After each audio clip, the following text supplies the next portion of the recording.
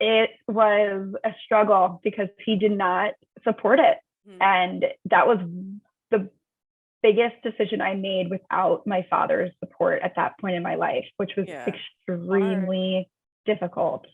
But I just knew it. I was like, this is not for me for the rest of my life. I have more growth potential and it's not going to happen here.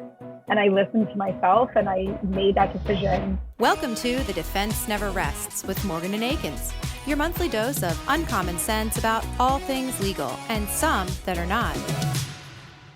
Hi, everyone. Welcome to this episode of The Defense Never Rests. I'm your host, Megan, and today I'm joined by Brittany Lannon.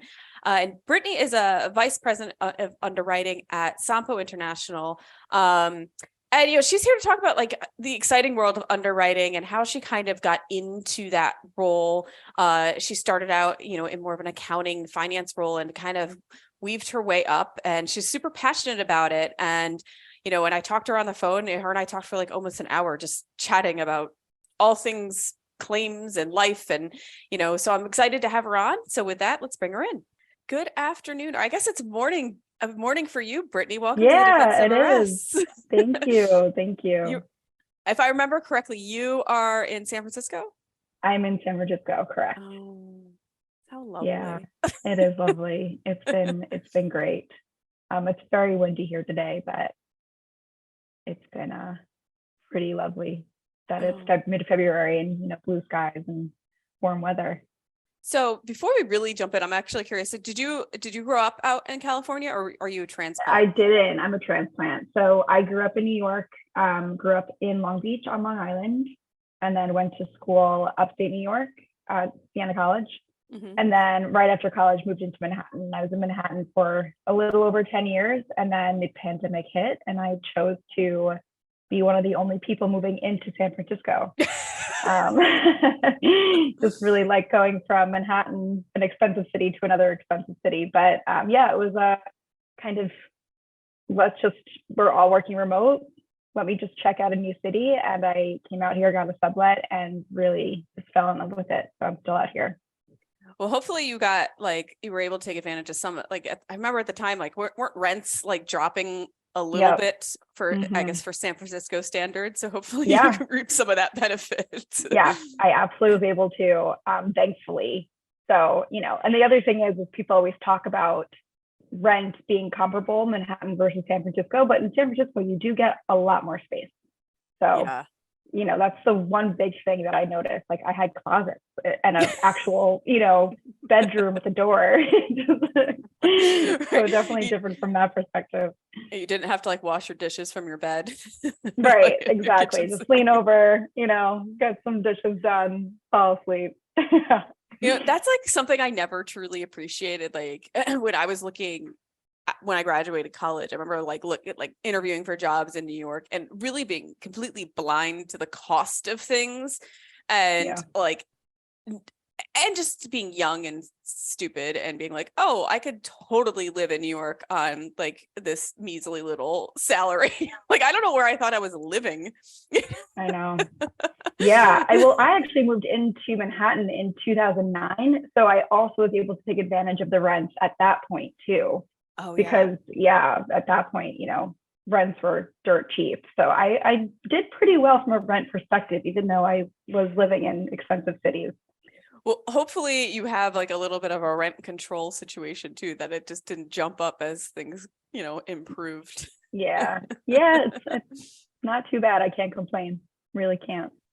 Well, I you and I talked, I guess it was a while ago. I think we talked before the holidays. Yep. But I'm so happy to have you because we had such a nice, fun conversation when we chatted. And I know this is your first podcast. You're a little nervous. Spoiler alert. But, something I ask of everyone who comes on here, and we have people who are in claims, we have attorneys, and all different walks of careers on here. And how was it that you fell into, the claims umbrella of careers? So basically, I can just walk you back to kind of how I got started in corporate America. I was a finance major and my dad he always instilled a very good work ethic in me. I basically got a job as soon as I had working papers when I was 14. And he always just had me working. He would bring your daughter to work day, all of that. So I always kind of was in the corporate America world or realm or like knew that was where I would be. And so when I was in college, he had gotten me an internship because most people that are in insurance generally, and it might not be right now, but generally, somebody in insurance and that's how you get into insurance. It's never like, this is where I want to be. It's just kind of end up there. And I started at QBE doing financial reporting. And I loved it because I was a finance major. I do love, math, Excel, working with numbers, working with Excel and data. So that job was really awesome. But the thing about that was it wasn't as social as I would like for my personality. And I actually had a lot of friends that were in the underwriting industry, just through college and after college. And they were like, Britt, you'd be great at this. You should really give it a chance or look into it. So I ended up interviewing for an underwriting position and I got one in the lawyer space. And that was basically based off of the team rather than the company or the product. And so I kind of just fell into the lawyer's professional liability space. And yes, I've been doing this particular product for about 10 years. And that's kind of how I fell into it. It just was relationship based, essentially. Yeah. Well, I'm curious, and this is a little off topic, but since you mentioned your dad was really like encouraged you to get a job early on, what was that first job? I was a receptionist at Supercuts.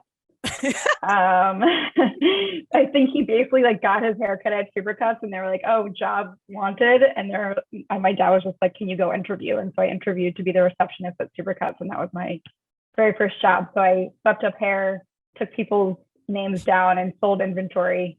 When I think I was 14. Like as soon as I was able to work. Yeah. So I mean, I think there is definitely something to be said to like doing like getting that type of job early on. Like I think about it now, like I never did like the paper route. My brothers did, but I'm like, they don't have that anymore. I mean, I don't even know if anyone gets an actual paper. Maybe I think my in-laws get an actual paper delivered to their house, but like that was like such the gateway into like your first job, like, having to go on the paper route and deliver the papers. And like, it's just like not happening anymore. But I do think, it's really important to like that responsibility early on that, absolutely. And having to work for somebody else and, listen to the tasks that someone else other than your parents are telling you to do. Yeah. And not to mention when you get a paycheck when you're like that young, you think you're like, you could buy anything. Right. It was incredible. And I mean, he's always sort of instilled that in me. And I talked to him yesterday because I wanted to see if I recalled everything correctly. And I also worked in college as well. And I was like, did you like make me work in college? Like, did you encourage me to work in college or did I just do that on my own? And he's like, you just got a job in college. Like I didn't tell you should or tell you needed to. So it just kind of like ingrained, like I'm working, like this is my life and I like to work and I want to be a part of something. And it just has been something I've been doing since, 14 years old. Yeah. And I always liked to have a job when I was in college, and I had the same thing. Like no one told me I needed to get one, but I like to have like, to me, it was like having something else to do other that was outside of the school itself that gave me something else to do. It gave you kind of connections to other people. And obviously I always wanted to have like cash for myself to fund all my extracurricular activities. But, but just to know people else, because you're in such a bubble in college and just to know some people outside of that bubble, I liked having that. Yeah. I mean, I actually worked on campus. I actually tutored, which surprises me to this day when I think about it, but I tutored quantitative business analysis was what I tutored. And then I also was the manager of our trading room. So I just basically did like the schedules and stuff for all the other employees that had to just sit in the trading room, the Bloomberg trading room that we had to be there for any questions and things like that. It was honestly a very easy job. But it was a job nonetheless. So Yeah, I did the Yeah. tutoring too. I tutored organic chemistry, which I think is also hilarious. Yeah, right. I'm like, I can't believe I was like imparting knowledge on people around this topic. Like, I know, seems and who so thought foreign I to me was now. qualified to do Yeah, this? exactly. Right. Exactly. But it was nice to, it did help forge other relationships and just other experiences outside of Yeah. my own little social bubble. Yes. Yes. And it just like it gives you just something like you have to prioritize your time a little bit better. Like you can't just like Yeah. float around, be like, oh, I'll get to the studying when I can. Like you have to actually like kind of schedule it out and prioritize things. And Mm-hmm. that's like a good life skill that you can translate into real Absolutely. life. Yep. Of course. So okay, so you got into the underwriting world to because you needed more, like you felt like you needed more socialization. So, or not social, it sounds like I'm like socializing you like you're a dog or a Like a baby. puppy. Right. Needed some socialization in my career. Yeah, I mean, I guess there was a number of things. Like I said, I loved the technical aspect of it. I loved working with data. I worked with a ton of data in my accounting role at QBE. But I looked at the just trajectory of that career path and what that looked like. And I've always been, pretty ambitious and wanting to continue to learn and do things and grow. And there really wasn't a clear path for me in the accounting space. And I was like kind of looking around and I'm like, I don't really want to be doing this when I'm in my 50s. Like I want I want to be in a leadership position. I want to be a little bit more in a decision-making position. So that was a piece of it. And then another piece of it was the social aspect of it. I'm just by nature a pretty social person. I do like making relationships, meeting new people. I'm pretty outgoing. It just, in terms of who I am naturally as a person, it just fit better because you do have to make a ton of relationships in underwriting. It's a really relationship-based position. So it was a mixture of both, and also the ability to kind of seamlessly transfer. Like I was in insurance, and it was scary, right? Like QBE was the only job I knew. I didn't really know what it would be like to work for another company or in a different position. And I essentially changed a career path, right? And that's not a comfortable thing to do when you're in your mid-20s and you have a steady paycheck and you've had this, this idea of having a job and being grateful for a job being instilled in you. It's like, well, why am I going to chance this and go to a different, industry or job when I have something that's stable and there and that I'm good at? So I could circle back to what the point I was getting at, but it was scary. And also I just knew it was the right thing for me to expand my knowledge base. And yeah, sorry, I got a little off track there, but, but yeah, so it's the ability to go into the more social aspect of it.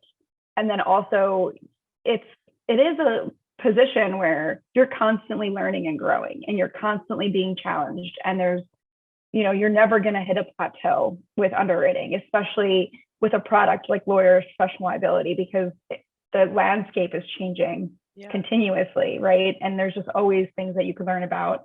So did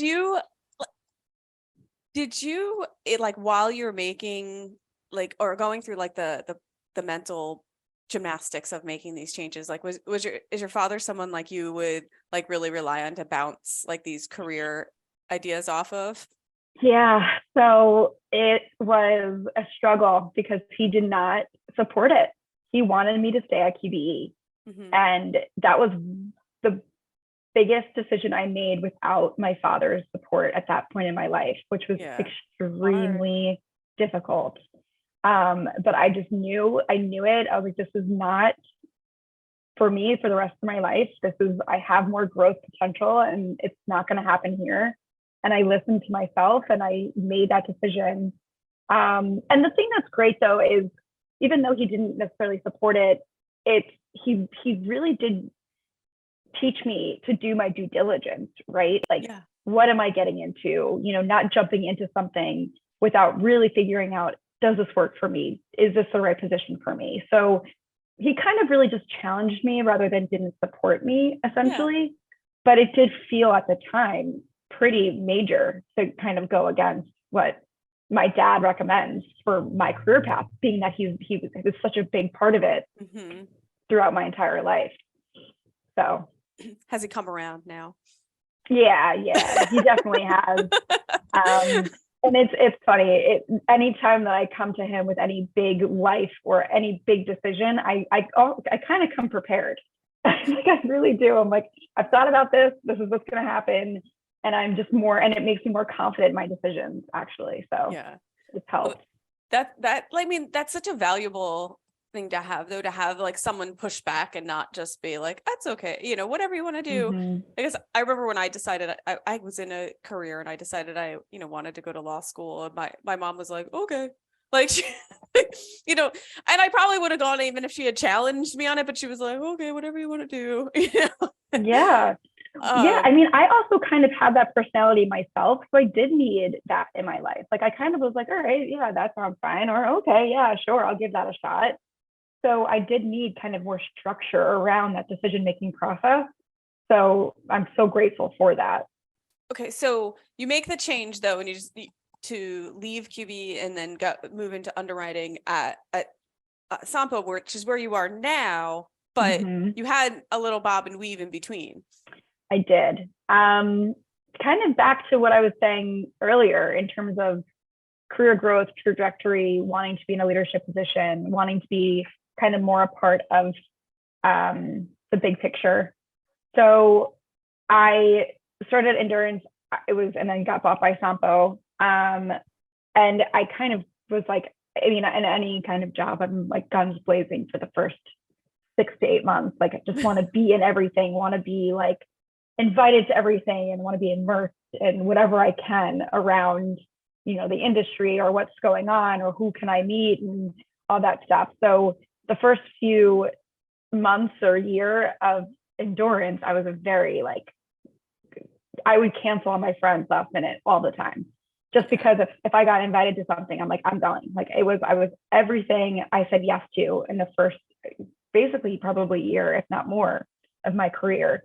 And I absolutely loved it. I really was put in such an incredible position in terms of who I was able to train under. It was a really small team. So it being my first underwriting job, essentially, there was only 4 people, and those, including myself, and the 3 other people were really well versed in the lawyer's professional liability world. And the training that I was able to get and the hands-on experience that I was able to get, I just don't think I would have really gotten anywhere else. And then, the team grew because I started Endurance when we were building the book up. So it was a small book when I joined, and then it was a larger book when I ended up exploring another opportunity. And it was just kind of the same story. I mean, I loved working at Endurance or Sampo, and it was a very difficult, very, very, very difficult decision that I made to leave, to go to Everest. And essentially the opportunity was to build the book from scratch, ground up, be a part of, something new and have more autonomy, have more decision-making, more of a decision-making, position. So I ended up going to Everest, and I'm, at the time, if I could change one thing about that, is I put myself through hell. Like, making that decision, I was like in turmoil. Like, did I make the right decision? And it was a very uncomfortable time. But ultimately, I'm super happy that I went to Everest. I got to learn a different skill set that I didn't learn at Sampo, which would be, looking at smaller law. That's kind of what we were looking at Everest, was a smaller law segmentation. And then just also being able to get a new experience and working with different people and having different styles. So I was at Everest for about 1.5 years, and then I always kept in touch with Sampo. I really, loved working at Sampo. So the opportunity, whenever the opportunity arose that I could come back, especially in the position that I'm in now, I was like, absolutely. And I was ecstatic and very, very happy about how things have played out so far. Well, and the one thing that, I always feel like and I'm not saying that it was a bad mood for you, but even like negative moods, you can always learn something. 100%. Yeah. And I always think too about like management styles, because you probably, you're in one place and there's a certain culture and there's a certain probably like how things are run and management style. And then if you move to a different department in that same company, you might see something different. If you move to an entirely different company, you're going to see a whole new, environment, I should say. Yeah. So is there anything that, you pulled out of any of those experiences of certain management styles or corporate energy that, really were like stood out as a positive to you? And then on the converse, some that were a negative to you? Sure. Well, from just a personal perspective, it was absolutely, in terms of like making a decision that might not seem like the right decision at the time, just kind of having faith, for lack of a better word, that you made the decision, now make the best of it, right? Like you're here. Now let's just move forward and get what you can from it. And I think that because I left Sampo, I had this kind of feeling it helped with my confidence, actually. Mm-hmm. It was kind of like I left something that I was so comfortable in and I loved so much to be here. And now I want to make the best of it. Mm-hmm. So I think I was way more vocal and I was way more, I participated more in conversations and I spoke up for, my ideas way more than I think I had at Sampo at Everest. And I think that muscle I needed to flex. And I don't know if I would have been able to do that at Sampo in the position that I was in, because I had been there for, almost 5 years. There's a level of comfort that you get and, you have a wealth of resources. So if you don't know something, you can just ask somebody instead of relying on your own knowledge. And, like having faith that you do know what you do know what you're talking about, or you do know what the topic of hand is, or you have faith that you can learn it. So that definitely was huge at Everest. Like it helps with my ability to trust myself and my own knowledge and lean on myself. I think that from a management perspective, it was just different. I've really, really wanted to be a part of the bigger picture. Mm-hmm. And there was just, I almost felt like I wasn't moving fast enough and I was getting a little bit frustrated and I wanted to be a part of more.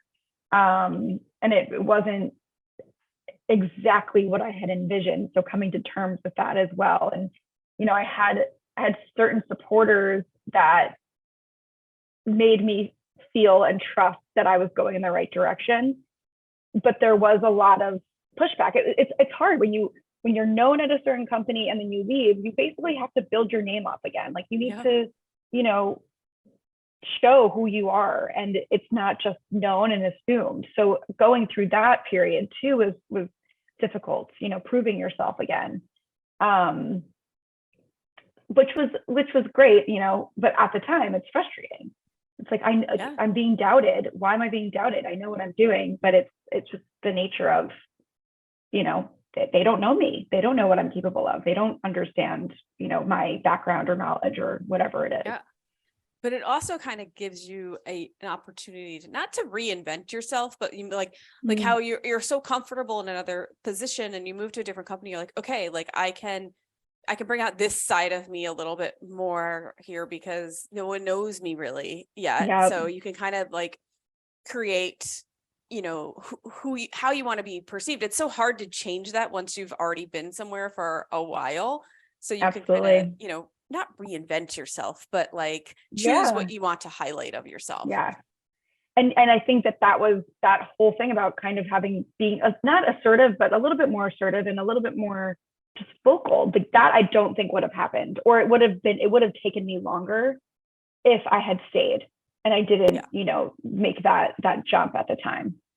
Yeah. So, and I think you touched on it too, but so you were at Everest and then you go back to Sampo. So how did that transition happen for you? Was it something like did they say, hey, we need, like, did they reach out to you, or did something just fall into your lap? Or Yeah. So like I said, I would always be in contact with, you know, with Sampo, with my team. And there's always movement in the industry. And whenever there was movement, they would reach out and say, are you interested in this position? And I'd be like, you know what, this doesn't seem like what I'm interested at this point. And they're like, okay, well, let's just keep in touch. And there was a decent amount of movement within Sampo, and that did open up an opportunity for me to come back in the role that I'm in now. So it was kind of like it was a conversation that was always open. The dialogue was always open. I would catch up with everybody, you know, maybe twice a year, but it was always with the pandemic, like, how are you? How's everything going? It was like always like a friendly and caring relationship. So when this new opportunity came up, they reached out to me again and said, are you interested in this position? And it was like, absolutely, like, let's go, like, so excited. So and I do feel like there was so much of that happening, you know, in the pandemic. Like, people, like, I think a lot of people did soul searching, and also I think being able to work wherever, you know, really opened up a lot of opportunities too that may not have been available. So, you know, I think it kind of pushed people to kind of I mean, and also during that time, I made the move to San Francisco. So I did move across the country and moved out of the state that I basically spent my entire life in. So these things are character building, essentially, right? And it builds confidence, and it kind of instills like, oh, I can do this. I can do these things. And so moving across the country, away from all my family and friends, having one friend essentially in San Francisco, and building up a social life and building up, you know, a life of my own, you know, in my mid-30s is, you know, it's not the easiest thing in the world. So I think that just timing wise too, I was just in a position of I'm having more faith in myself. I'm believing in myself more, and I know I'm capable of doing harder things. So when the job presented itself, I didn't kind of shy away, because at the time it could be looked as a kind of a stretch role, essentially, being that I hadn't been in a position of that level, of managerial level.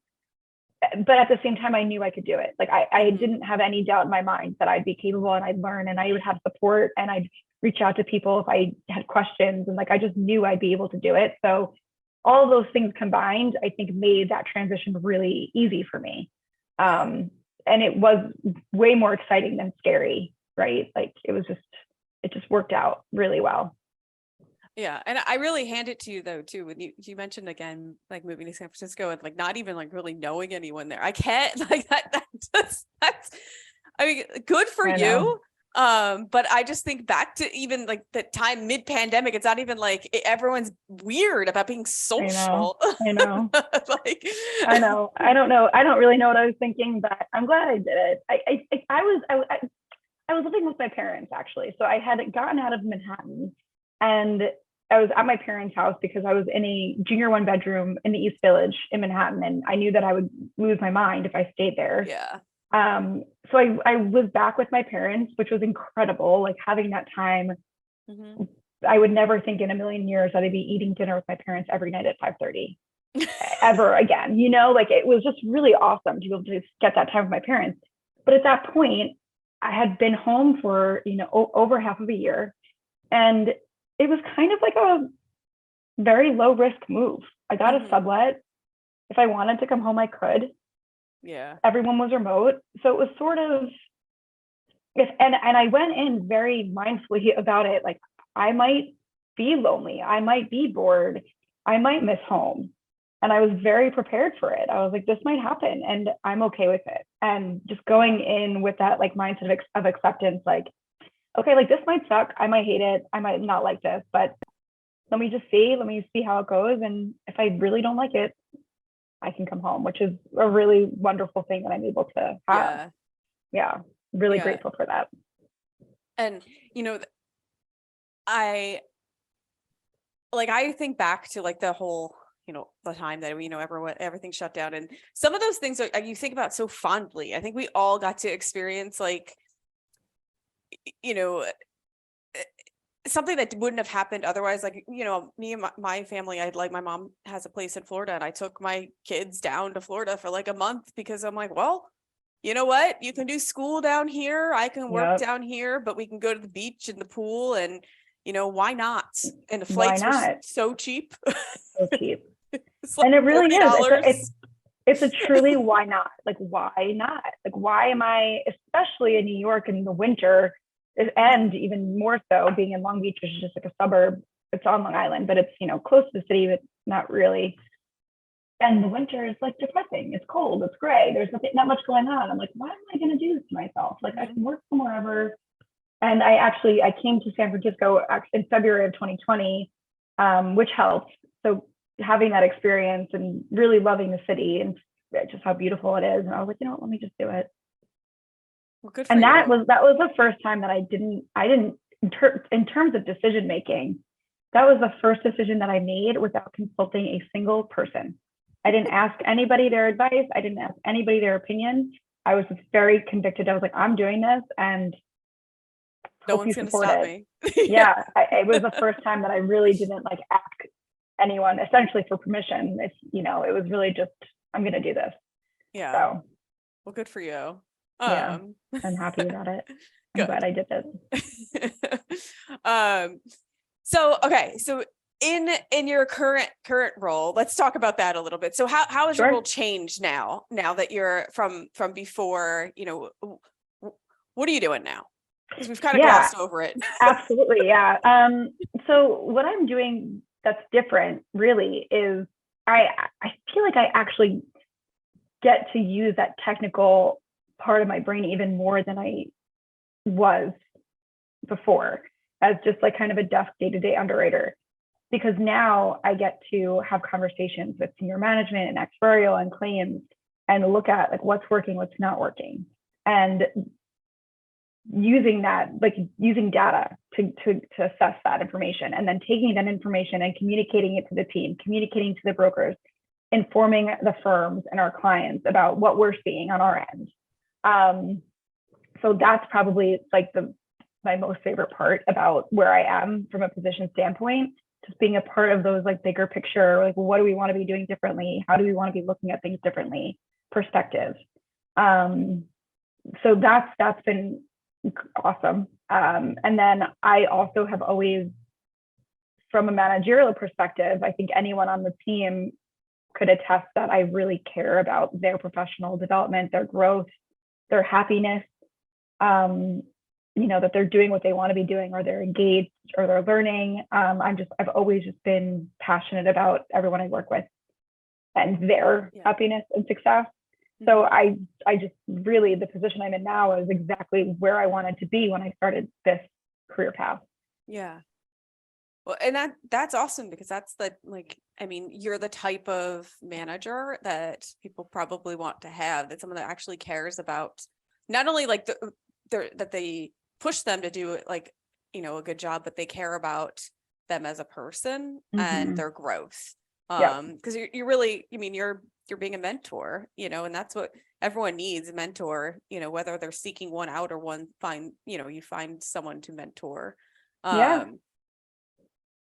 So and I got it, from Stuart Pattison, is he really mentored me, and John Muller, he also mentored me, but having that was so instrumental in my own growth.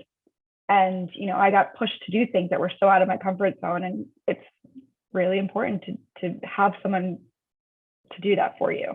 Yeah. And to help, and to push you. That's the thing, like, cause you can get so comfortable. And you kind of, I feel like it really helps to have someone kind of push you outside of that comfort zone, so then you can get better and get more confident. Absolutely. Even though you might mess up a little bit along the way. Yeah, right. Absolutely. And that's the thing. It's like putting people in positions where if you mess up, it's okay. It's not going to be super detrimental, but it's going to be good for your growth, essentially. Yeah. So, but you're still though in the professional liability space? Yeah. Okay. So what are some, changes or shifts that you're seeing, in the market from your vantage point? Well, I think that what I'm trying to kind of look at things differently, and I've been communicating this to, internally and to some of our broker partnerships.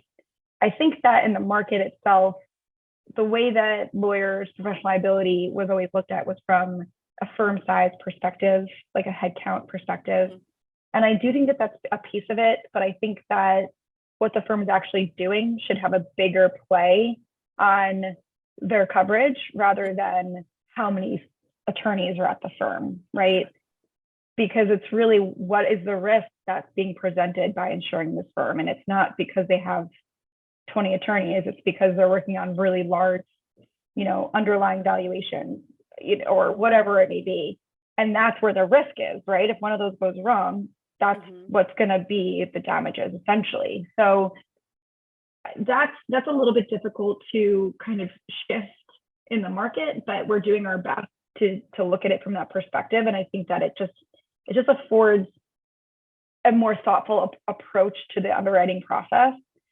And so I'm seeing that a little bit more. And then also with, the remote working, the hybrid working, the one thing that we're seeing is, what does that look like from an associate training standpoint?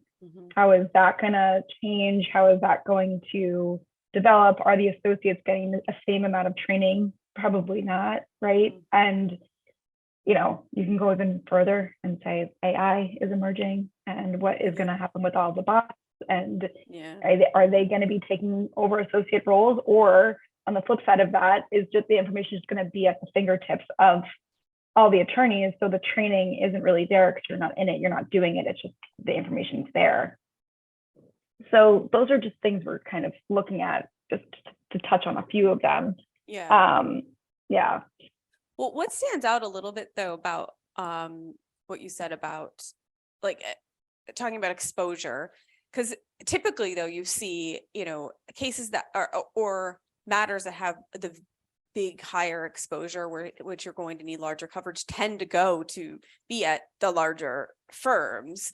I mean, it doesn't mean that it's not always the case, but typically those so then you already so it's like converse, like you have the numbers are there, you have the more attorneys, but they tend to have the higher, those absolutely big cases. Although I think that just transactional values in general are rising. So what we are seeing is that middle market space, or even, you can see a few partners breaking off from a large firm and starting their own. So it could be a 10 attorney firm, but they're working on really sophisticated matters. And then even that middle market space, like I was saying, they're acting as large law, but in the market and in coverage perspective, they're kind of being priced, and the coverage is on maybe the smaller law space. So I think that there is a combination of things. I think that the landscape of transactions, it's getting insane, billions and billions of dollars, from a trust and estates perspective, the generational wealth transfer is higher than it's ever been before. So you're seeing a lot of that happening. There's a lot of money that's just changing hands. And I think that's what's kind of changing with the landscape of from the size perspective, from an attorney headcount perspective. So we're just trying to hone in on that a little bit more and get clearer on the underlying valuation. And you might not have insight on this, but I feel like you and I may have talked about it. I'm not sure. But one thing I've noticed is some of the larger firms are letting go of their trust and estates departments. Which I think is very interesting, because I understand that they might not be large income streams, but they are often very connected to larger clients. So I do think it's really interesting to see that separation occurring. I agree. And I think, to your point, it's a low income stream. But if you think about it, maybe it shouldn't be really, because it is a transaction that's happening, with a large amount of money or a large estate or whatever it is. But it's just not, it's the comparison of the risk that's being taken on versus what's being charged doesn't go hand in hand. So it's kind of like not worth the large law time. And then it gets trickled down to, mid-market. And then the mid-market's working on the large estate. It's just, it doesn't, it's kind of just all jumbled, and it doesn't entirely make a ton of sense. Yeah, like I always think about it like, oh, like if you, say, you're working directly with some like Fortune 50 company, and like, their CEO needs, a revision, or needs to do something with their trust. So it's like an automatic, like, oh, well, you can get everything you need from, us. And now they're like, oh no, maybe not that though. Yeah, you're right. And then the other thing is you also have to have the attorneys staffed appropriately for the trust and estate practice, right? It's just, I'm not, that's an interesting point. And I would love to hear more from somebody about why, from an attorney, why they think that might be happening if they're in it, I'm not sure from where I sit. If they're listening out there, let me absolutely. If they have any insight to that, that'd be incredible. So one thing that comes up a lot in my space, and I hear a lot when I have a lot of people come on and talk about like the nuclear verdicts, and is that something that in your space, with the professional liability, you can account for when you have these $1 billion, nuclear verdicts in, say a trucking case or something like that? Like, is that, how does that impact your end? Well,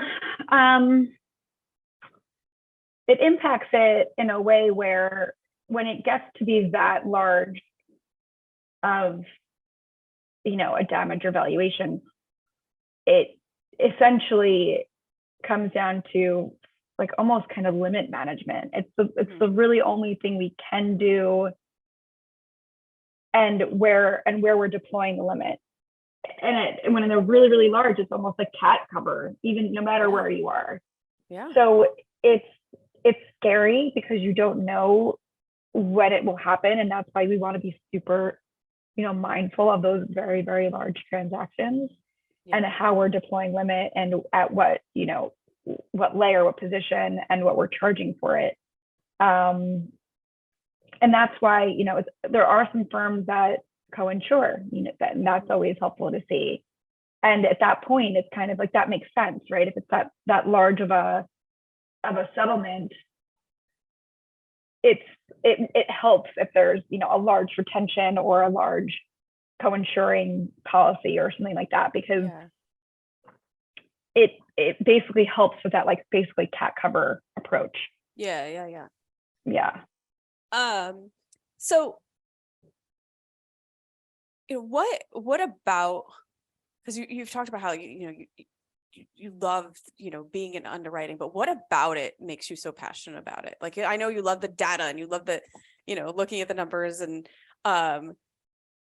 but like, I don't know, like I'm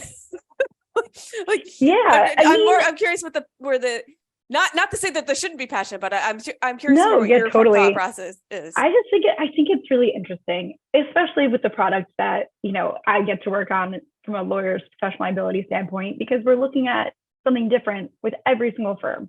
You need a law firm for a lot of things in life. And so you get to just get a little bit of an insight into all these different areas of what happens throughout the world, and different transactions and different things that go on.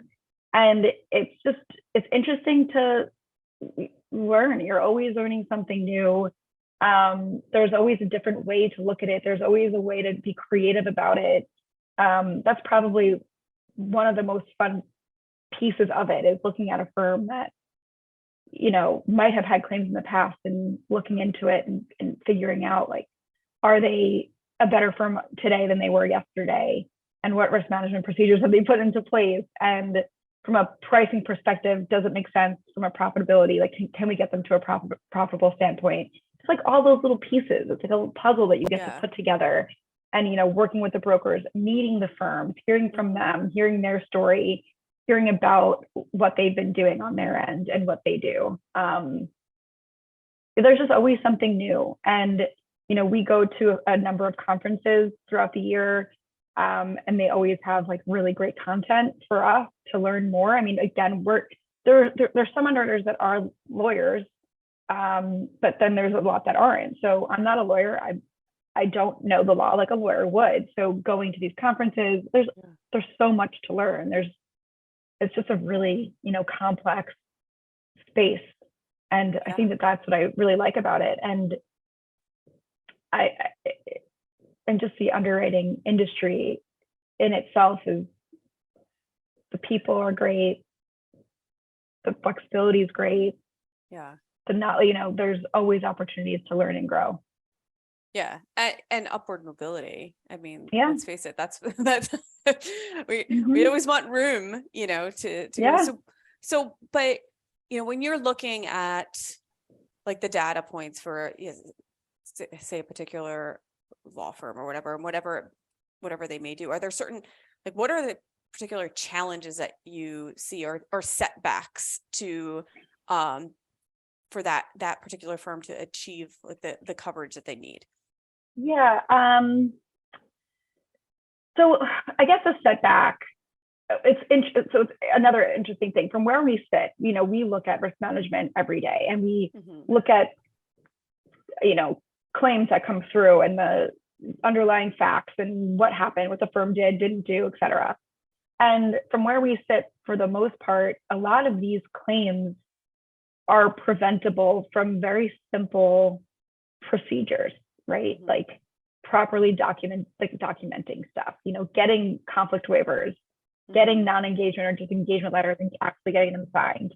And from where we sit, it sounds like just document, just make sure, like, you know, after you have a conversation, write an email, follow up, like, just, you know, as per our conversation, like, this is what we discussed, just wanted to let you know and confirm. And not to say that that's going to protect from every single claim that's out there, but I do think that it could be a big help when it comes to defense, just knowing that things were documented, the conversations were had, the correct, you know, waivers were put into place. A big thing is, you know, non-engagement letters, like letting someone know that you are not representing them, being super clear on the scope, right? And just saying, like, this is how we're representing you. And if it changes, like, okay, change it. That's fine. But just do everything in writing, really. And I know that that's scary for some firms or people, you know, because it's documented. But from where we sit, it helps so much. It really, really does. And then from a coverage standpoint, again, like, I think that the one thing that firms are really afraid of are higher retention, which I get, right? Like, we don't want to, from like even like a healthcare point of view, like personally, you know, going with a high deductible option, you don't want to have to pay so much out of pocket if something were to happen. But at the same time, you know, personally, like, I'm relatively healthy, knock on wood. Like, I'm going to go with a high deductible option. I get lower payments from a monthly perspective. I'm saving money on a monthly basis. And if something were to happen, I pay out. And that's something that I'm just prepared with, but I'm kind of like banking on myself, if that makes sense. Like, taking care of myself, realistically, hopefully not needing to rely on my insurance coverage and therefore having a higher deductible. So kind of similar with law firms, right? Like, betting on yourself, being more confident that you have the procedures in place, and then saving money on the front end, right? If you don't have claims, then you're saving money essentially, and you're getting a lower premium. So one thing I can't help but think about, and I don't know how often you see this, but I definitely see it in the news sometimes, is like the firms that have like that rogue attorney that they didn't know about, that was maybe, you know, stealing or making deals. And, you know, obviously I know that's not good. Not good. Yeah, not but good. I mean, from your perspective, I mean, what I'm curious to see, like is that something you see frequently? Mhm. Because I mean, when I Mhm. see it, it's like it's in news. It's news. So Yeah. you don't know how often that happens, but I've seen it happen Mhm. like with people that I know adjacently, and I'm like, Yeah. wait, I worked with that person, and that it didn't happen at work, the place where I worked with them, but it happened at a later, and you're like, Right. oh, and it blows your mind. Right. But It's that's definitely scary for sure, right? It's like because it's like it's a rogue attorney essentially that's kind yes, of going on their own, and that's why when we look at firms from a risk management perspective, like things are going to happen, mistakes are going to be made, like it's never going to be perfect, but having really solid intake procedures, right, where you can't work on a matter until you have all these things in place, engagement letters in the system, and then you can open the file, you can work on it, or supervisory methods, right, from accounts receivable, really, like, are we getting paid, are we not getting paid, what is the firm working on? There's just different risk management procedures that can be put into place that can potentially catch a rogue attorney. But yeah, it's scary. I mean, yeah. it's definitely a scary thing. Well, I mean, the one that I comes to mind, I saw that it was some attorney that was like making settlement negotiations without the authority of a carrier, like essentially closing a deal that they didn't have Authority for. yeah yeah, and then doing it over and over and over again, and then it was a trusted attorney who you probably aren't going to keep close eyes on because they're experienced and they have a track record, they know what they're doing, like you don't think, it's not like a new associate situation that you have to like Yeah. really watch over them, like they have their own client relationships, and I just think from like a not only a management perspective, but they're like, holy crap, now what's going to happen with our coverage Yeah, and our I mean, that's premiums? right now, like I'm getting anxiety Yeah. talking about this. I'm like, oh my God, this is like, yeah, I mean, it happens and it's scary, and you're right. Like, I mean, if it's a trusted, well-known attorney and it's kind of assumed like they're doing the right thing, it's just the firm. And I know that no one really, like even two-factor authentication, right? Like something like that. We never had to do that before. We have to do it now. When it first happened, everybody was like groaning about it. It's like, oh my God, I have to do this. Now I have to do that. But now we do it because this is just what we're doing. Yeah. So while it seems like there's certain things that would, slow down the process or cause bottlenecks, and you don't really want there to be like red tape or more steps that you have to do something, essentially, you need those controls in place to prevent that rogue attorney, whatever that may be, right? From just like a managerial firm perspective. Because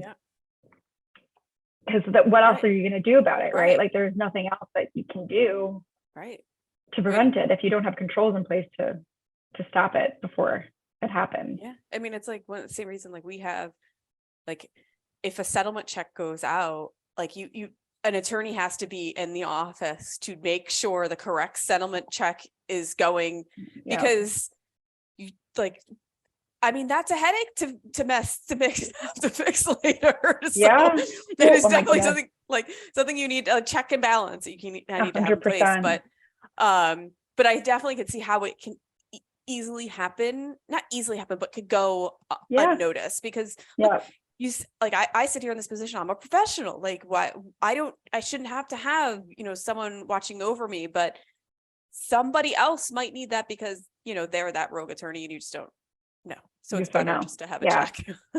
Absolutely. I mean, it's so true. And I do think that just from just knowledge, right? Like I think that one of the biggest risk management tools are like lessons learned, really, and hearing about a story that happened at another firm or it happening to the firm itself, and opening their eyes to what actually can happen and what the consequences are if something like that is to happen.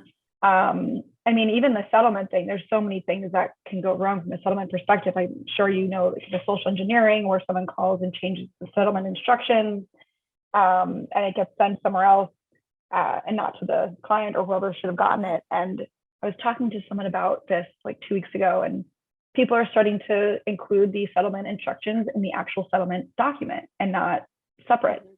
There's just little things that you can do to kind of help and prevent these things happening. And it's figuring out what the process or procedure needs to look like in the most efficient way. Yeah. And you don't want to make people do something for no reason. And I think that also providing the why and those risk management lessons learned could be that why. And like, this is why we have to do this. And it makes more sense and it can resonate a little bit differently. If there's a reason behind it, but it is definitely something that is frightening. So, and what do you wish that, some attorneys or law firms like understood better about the underwriting process that would like make your job or your department's job easier? I mean, like I said before, really simple things go a long way. Another thing is, at least from how we analyze, and this is general, if a firm does have a claim or is reporting claims, like not to be afraid to report claims. I know that there are some firms that, if an attorney makes a mistake, they don't want to tell the GC or they don't want to tell whoever that this happened, right? And it just kind of snowballs into a bigger issue than it would have been if it was just reported exactly what had happened and you could have gotten in front of it. So just being more comfortable with saying, hey, I messed up, this could potentially be a claim, and getting the managing partner, the GC's office, whoever, and the insurance company involved, depending on the size, as early as you possibly can, to kind of limit those damages. So just not being afraid of being vocal about that. And which it's like it's funny. I think it's funny in my mind. Be like, wait, like all the time, like from my position, we're always telling like clients or insureds, like, hey, like if you get notice of a claim, don't sit on it, like give it, send it to us. Or if like something happens, and it's serious, call us, like we'll be on the like feet on the ground. And then that's the same people, like attorneys in the same way are like, oh wait, something happened over here, like we don't want anyone to know. Right. Like, yeah, we're not following our own advice. Yeah, I know. And that's the thing, right? Like it's easier said than done, like most things, right? But it does help, and getting in front of it and not sitting on it. And because you can get into timely reporting issues with coverage, and you don't want to do that. If there's knowledge of the claim and you don't report it and you change policies, like that can potentially not have coverage, right? Like you don't want to get into a situation like that. So just, I think that it's been really interesting when I meet with firms that have an office of a GC, general counsel. They do make it a point to say, like, our attorneys know they can come to us, and they do come to us. So the fact that that's even being brought up and a point that's driven home means that it doesn't happen at other shops, right? So just, I mean, and I can go both ways, right? Like, I think that firms have to be more lenient, essentially, like, and make attorneys feel comfortable to say this happened and not feel like there's going to be like immediate repercussions, right? Yeah. So both ways with that. Yeah, I mean, some of it I think goes down to well, if I pretend it didn't happen, maybe it didn't. Right. Which is not good, not advisable. Right. No, not advisable. Please don't do that. Yeah, absolutely not. That is not the point. The point is to do the opposite. Exactly. Like, let's get ahead of it. Let's figure out what we can do. If it's an issue, it's an issue, but let's just work through it and see what happens. Because the longer it waits, the bigger of an issue it will essentially be, right? Yes, yeah, it'll grow. It's just it will grow. You ignore that thing for long enough and you don't go to the doctor, sometimes it doesn't resolve itself. Right. Exactly. You gotta go get it checked out, as hard as that is. But yeah. I know. Well, we're just about out of time, but I didn't want to close up without, I like to close most of my podcasts asking my guests this. So, looking back at, what you know now from going through your career and and everything you've learned along the way, what advice would you give to your younger self? I would keep on being yourself. Like, that's the most important. Mm-hmm. Be yourself, be true to who you are. And the people that respect and care about you will see that. And it just goes a long way. Like, I think that that's the thing that, when I first started underwriting, I was like, oh my goodness, like there's so many people, I'm meeting all these people. How are they perceiving me? Right. And I did get advice from one of my friends / coworkers, and he's like, just be yourself. It doesn't matter. Like, it's all going to work out. And I needed to hear that. So I think that hearing that earlier on in my career would have been really helpful. Just to reinforce that, just be yourself, be kind, and be genuine, kind, true to yourself. I think that's like such good advice. I think back to like when early in my career, when I would do the constant comparison with myself and others, and well, why is she getting that case? Well, what do I like?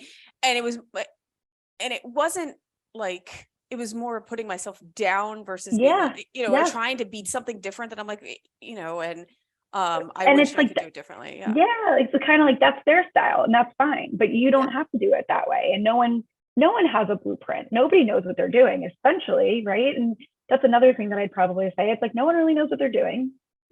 Everyone has their own style of things, and you can have your own style of things. And if it doesn't match what someone else is doing, that doesn't mean it's wrong. Right. Yeah. Yeah, it's hard. Even as like a parent, that's hard too, because then you're always like, what's going on at their house? Like, but no one knows what we're doing. No one knows. And right. And that's the thing. It's, you got to just stick to what you know and what feels good for you and what feels right for you. And that's really it. And not doubt that. Yeah. Well, I think that's great advice and a great way to lead your team. Yeah. I try my best. Yeah. Well, Brittany, I appreciate so much you coming on. And see, I told you, was it that bad?